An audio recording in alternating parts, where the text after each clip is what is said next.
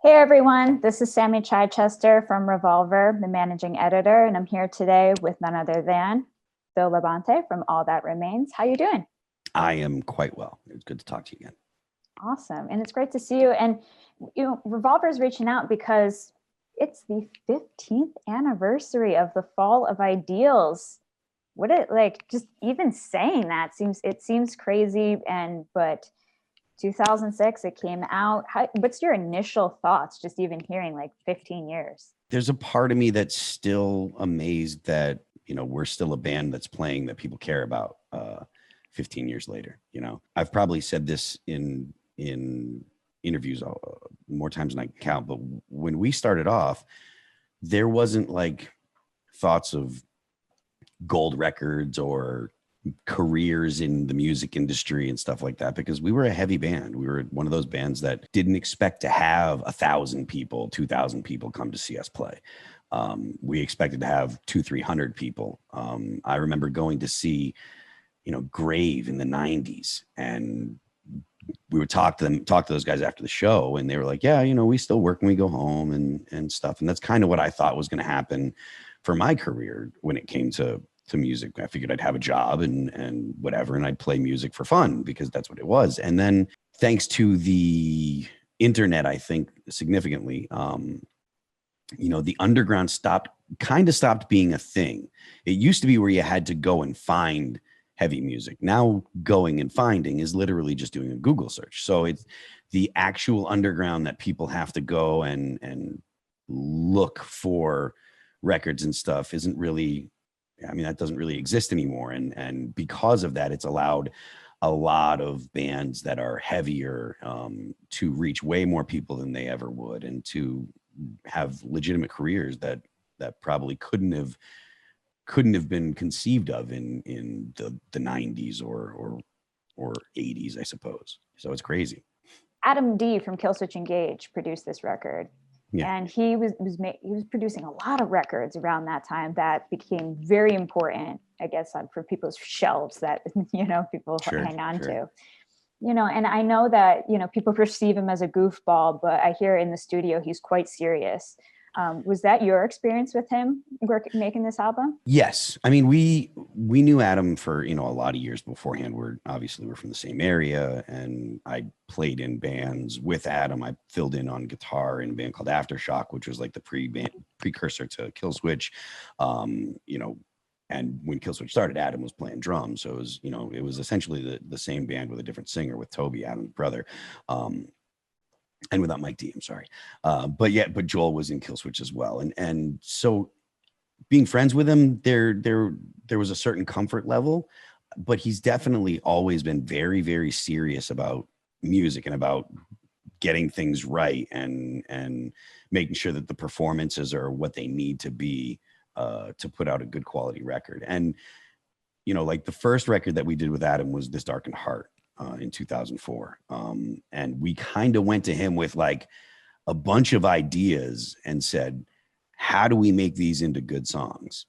And that was kind of the first time that we had a producer that really worked with us when it came to structure and melody ideas and that kind of stuff.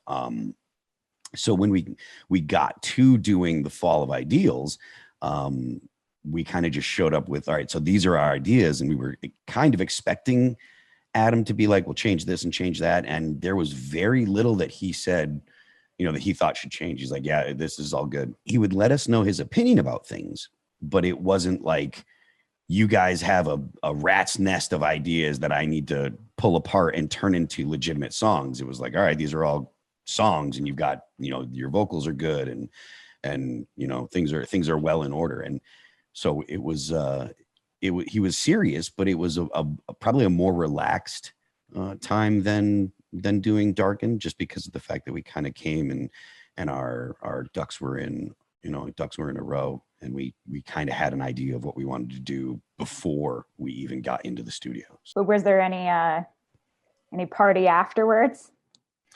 It was, as far as I can remember, when we did the record, we were at that point in our career where things were the way that it seems in the metal world is when there's a new band that kind of get some heat going, the offers start coming. And so we were at that point in our career where the offers were starting to come.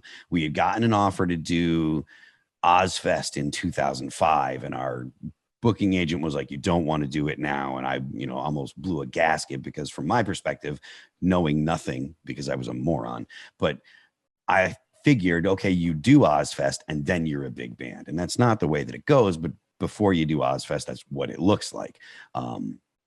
And so we had, a bunch of stuff that we'd been offered, and a lot of things were going. So we did an Arch Enemy tour. We were supporting Arch Enemy, got done with that, jumped into the studio and started doing the fall, wrote the Fall of Ideals in like 2 months, jumped in the studio, and like at the end of I think it was April and May, we did the record. And then as soon as that was done, we had like a month off, and then we started Ozfest. Because we got an Ozfest offer again. And so it was like really just pounding through stuff. So we didn't have a lot of time to really reflect about it. But I do remember that when we were just about done with the record, Adam was like, you guys wrote a really good record. This is good. This is going to be cool. And it was really, for us, it was like, wow, that's a big deal. Killswitch I think they'd put out The End of Heartache.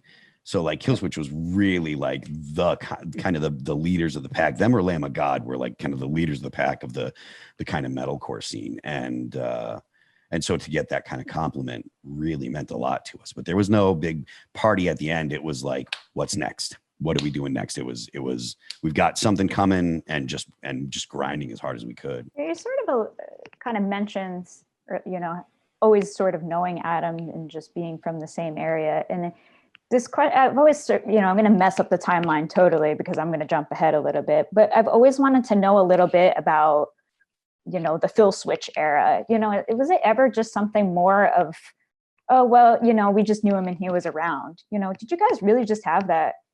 Did you really have, creative relationship that was deeper? Was it something more than that? Was it like that? Or was it just like, yeah, we know him, he's around?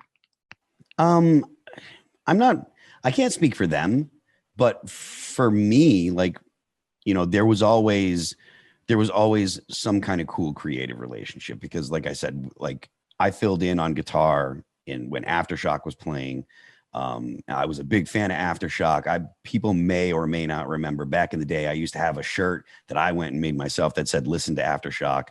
I was a big fan of Adam, and the work that he did. I was a big fan of Killswitch when they were a 4-piece, and there was me and 3 other dudes standing right down front singing along with Killswitch songs when when their demo had just come out. No one knew who they were. So I was always a fan, and so for them to be like, hey, can you come and give us a hand here, we're kind of in a bind, it was like, absolutely. There wasn't a I don't know, should I do this? Can I do this?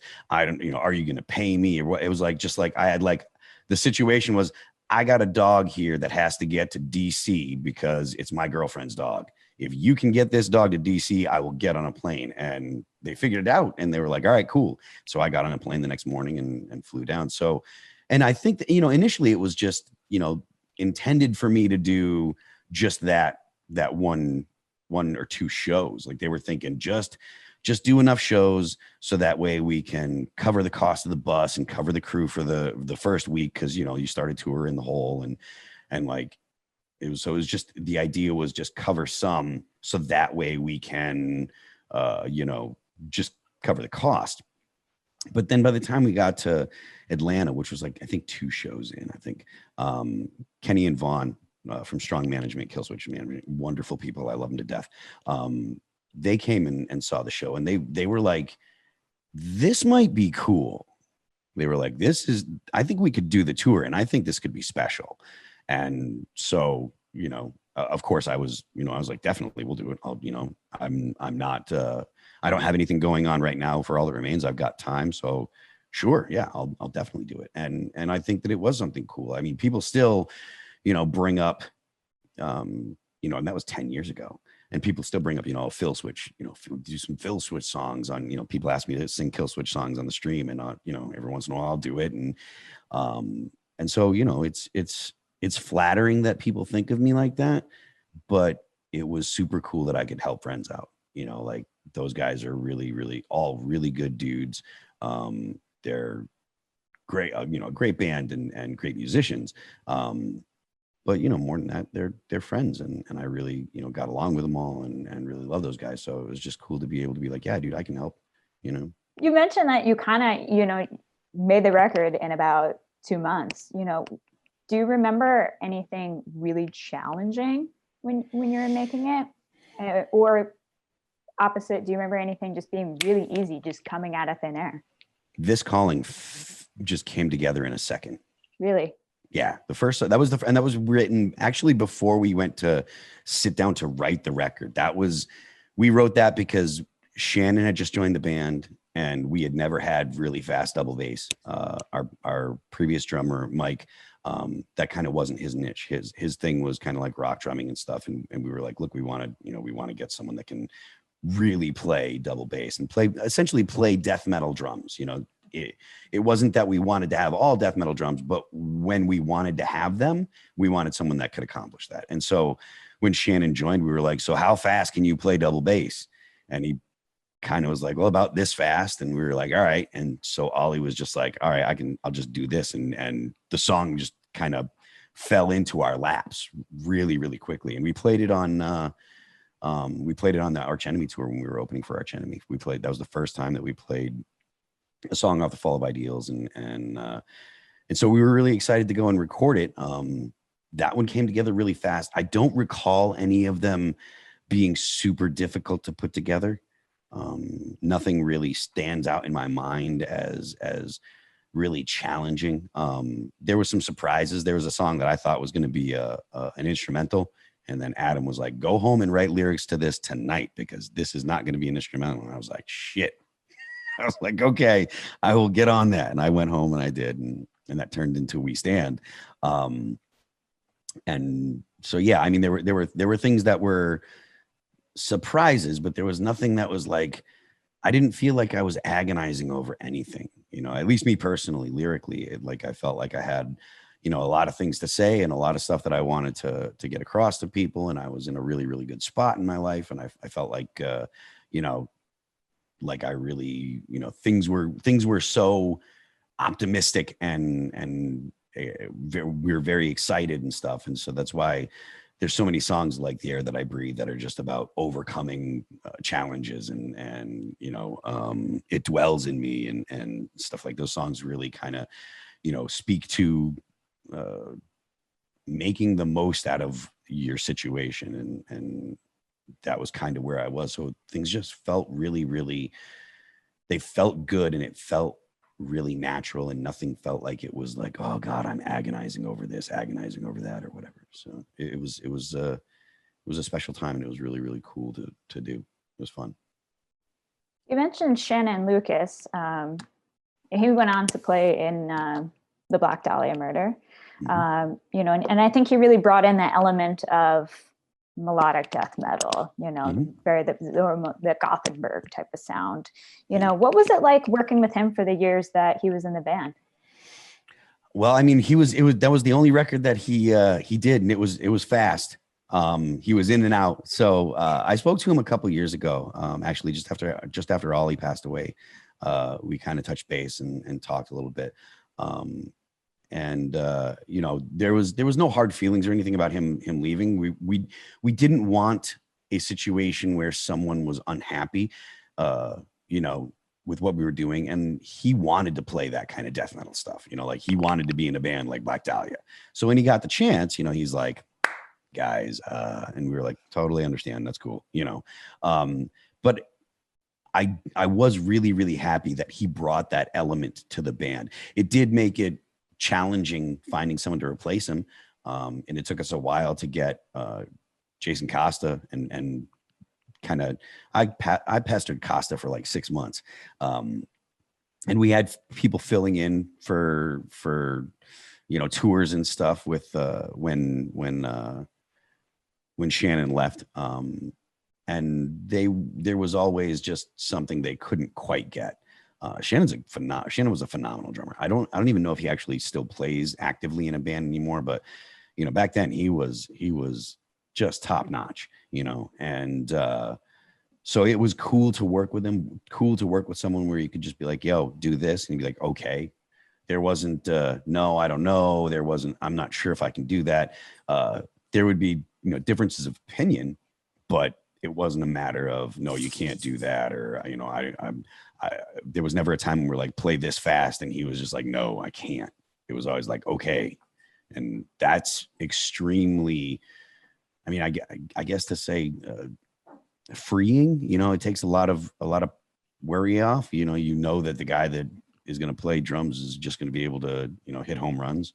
And that's really cool. So Shannon's a phenomenal, he was a phenomenal drummer, and we were really, really lucky to have him, be a part of that record. Hey, he's fantastic and definitely brought an interesting sound to the Fall of Ideals. A couple of songs I want to talk about here, which have some interesting questions attached to them.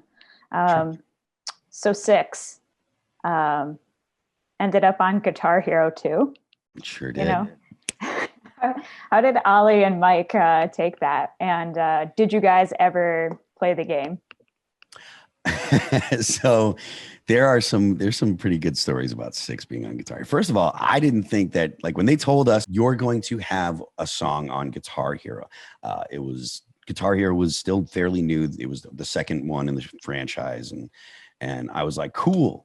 That's one of the coolest things that I've ever heard in my life. Like, the idea of having our song in a video game. And then they were like, and it's about playing the song. Like, it wasn't like, like GTA, you have the songs on the radio. And at first I was like, oh, that's cool. They're going to put our song in a video game. But it's like, well, no, not only that, like, kids are going to play it. They're going to learn the song.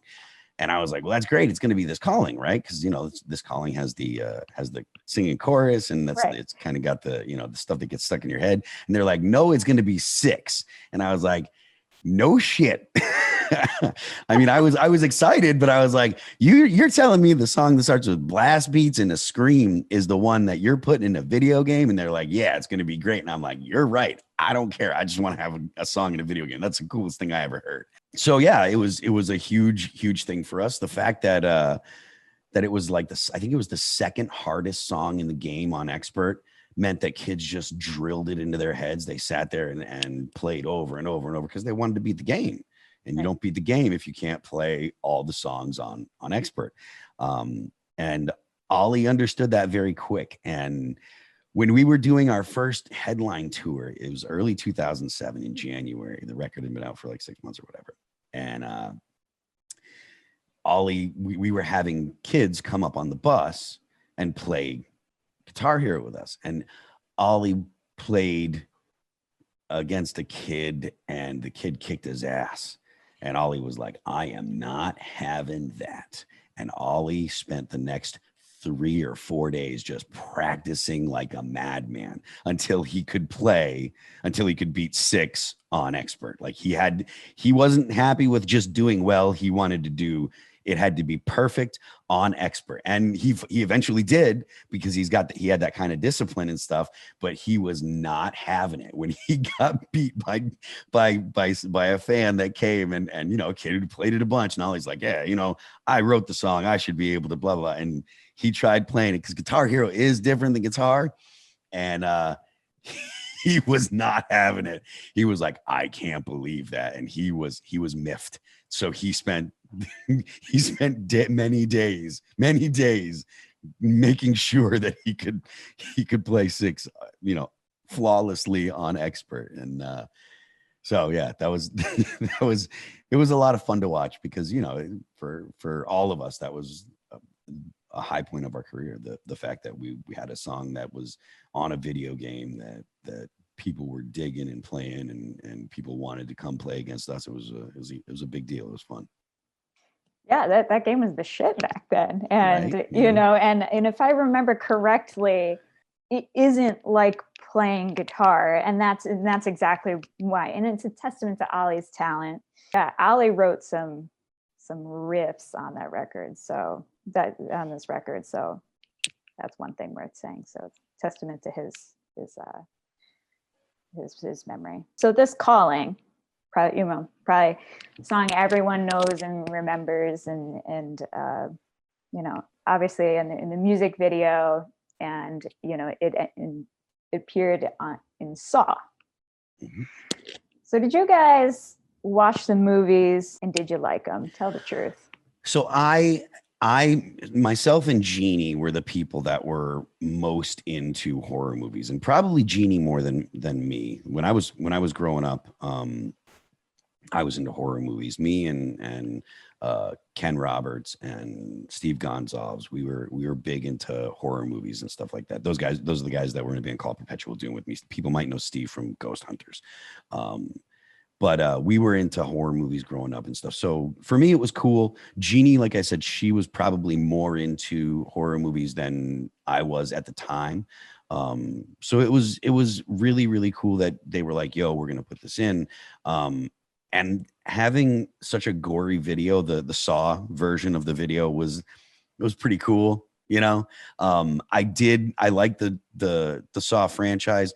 By the time Saw 3 came out, I was kind of like, all right, well, you know, they did this already. You know, it was like, all right, you know, I mean, I'm happy that it's in there, but Saw 1 was cool with the whole, like, you know, picking away to, you know, the games that they did and stuff. I mean, it was cool, but by Saw 3, you kind of felt like, all right, I seen this movie, you know, and it was just about the gore, which is fine.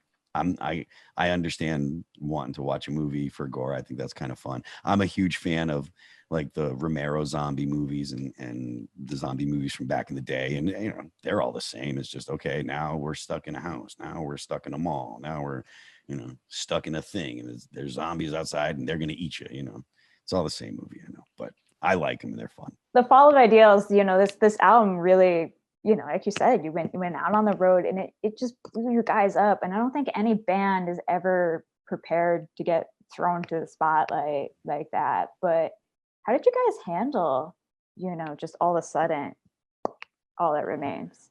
Yeah, you know, the thing is, like, this is a real cliche thing to say, but it's like, you know, we had been a band since 1999. 1998 is when I started the band, like when I first started writing for it. So like Oli joined the band in 99. So that was when we became a full band. So it's like, it was 7 years from when the band got started until The Fall of Ideals came out. So it was a lot of work and a lot of, you know, playing shows on the weekends in a van and touring over, you know, driving overnight in a van and et cetera, et cetera.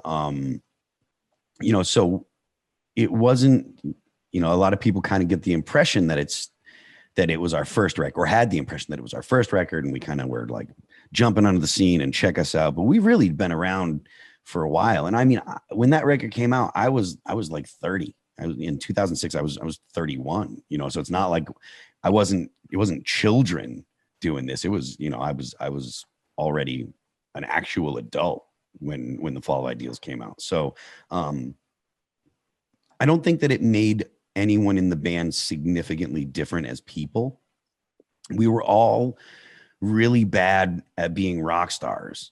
Like none of us were the guys that were gonna be really marketable, you know. Like, I mean, I've never been a dude that's gonna, and none of us were the guys that were gonna put on eyeliner and tease our hair up or wear whatever, you know.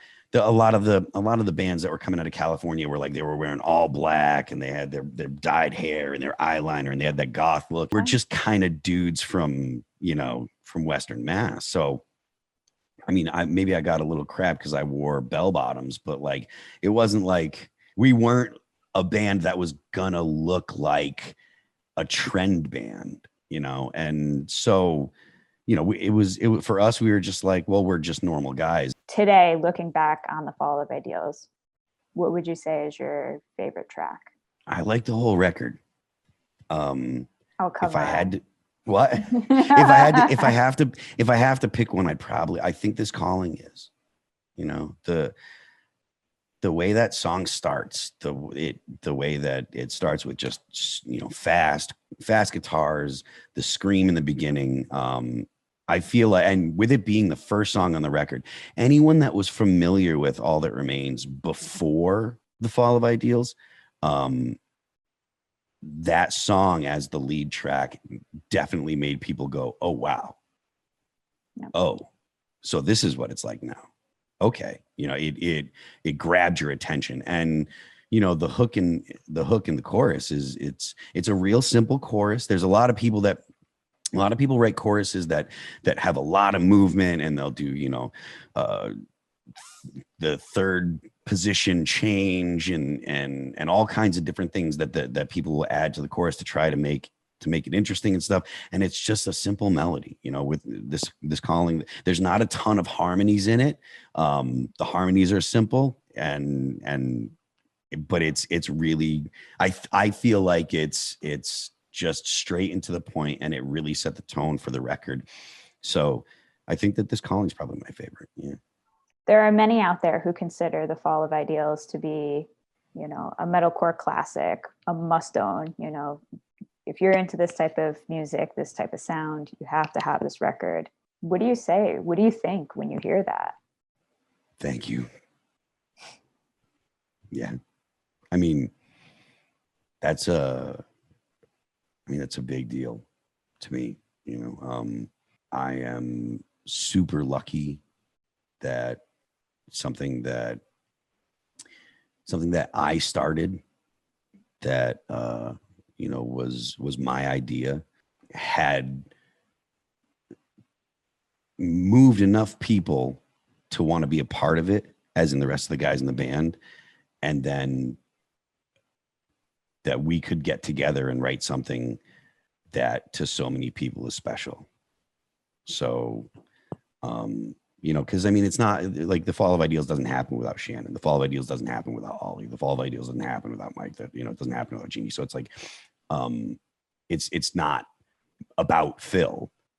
You know, All That Remains has never been about Phil, as much as, you know, there are people out there that probably associate me with All That Remains because either I'm the singer or I'm the only original member left, or whatever reason they do.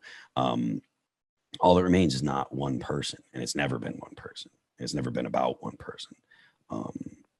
And so that record being the collaboration from 5 people, and being able to connect with, you know, millions of people, you know, it's a big deal to me. So just thank you.